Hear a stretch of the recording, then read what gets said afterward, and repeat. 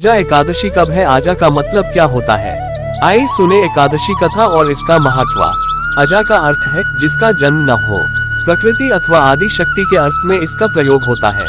युधिष्ठिर ने पूछा, जनार्दन, अब मैं ये सुनना चाहता हूँ कि भाद्रपद गुजरात महाराष्ट्र के अनुसार श्रावण मास के कृष्ण पक्ष में कौन सी एकादशी होती है? कृपया बताइए। भगवान श्री कृष्ण बोले, राजन, एकचित होकर सुनो। भाद्रपद मास के कृष्ण पक्ष की एकादशी का नाम अजा है।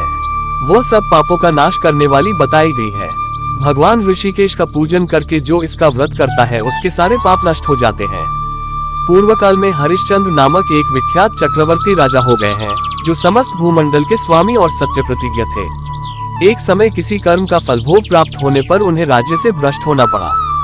राजा ने अपनी पत्नी और पुत्र को बेच दिया, फिर अपने को भी बेच दिया। पुण्यात्मा होते हुए भी उन्हें चांडाल की दास्ता करनी पड़ी। वे मुर्दों का कफन लिया करते थे। इतने पर भी नृपश्रेष्ठ हरिश्चंद्र सत्य से विचलित नहीं हुए। इस प्रकार चांडाल की दास्ता करते हुए उनके अनेक वर्ष व्यतीत हो गए। इससे राजा को बड़ी चिंता हुई। वे अत्यंत दुखी होकर सोचने लगे, क्या करूं, कहां जाऊं, कैसे मेरा उद्धार होगा। इस प्रकार चिंता करते करते वे शोक के समुद्र में डूब गए। राजा को शोकातुर जानकर महर्षि गौतम उनके पास आए। श्रेष्ठ ब्राह्मण को अपने पास आया हुआ देखकर नृपश्रेष्ठ ने उनके चरणों में प्रणाम किया और दोनों हाथ जोड़ गौतम के सामने खड़े होकर अपना सारा दुखमय समाचार कह सुनाया।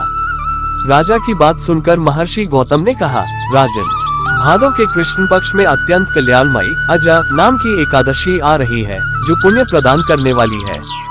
इसका व्रत करो, इससे पाप का अंत होगा। तुम्हारे भाग्य से आज के 7वें दिन एकादशी है। उस दिन उपवास करके रात में जागरण करना। ऐसा कहकर महर्षि गौतम अंतर्धान हो गए। मुनि की बात सुनकर राजा हरिश्चंद्र ने उस उत्तम व्रत का अनुष्ठान किया। उस व्रत के प्रभाव से राजा सारे दुखों से पार हो गए। उन्हें पत्नी पुनः प्राप्त हुई और पुत्र का जीवन मिल गया। आकाश में दुंदुभियां बज उठी। देवलोक से फूलों की वर्षा होने लगी। एकादशी के प्रभाव से राजा ने निष्कंटक राज्य प्राप्त किया और अंत में वे पुरजन तथा परिजनों के साथ स्वर्गलोक को प्राप्त हो गए। राजा युधिष्ठिर, जो मनुष्य ऐसा व्रत करते हैं वे सब पापों से मुक्त हो स्वर्गलोक में जाते हैं। इसके पढ़ने और सुनने से अश्वमेघ यज्ञ का फल मिलता है।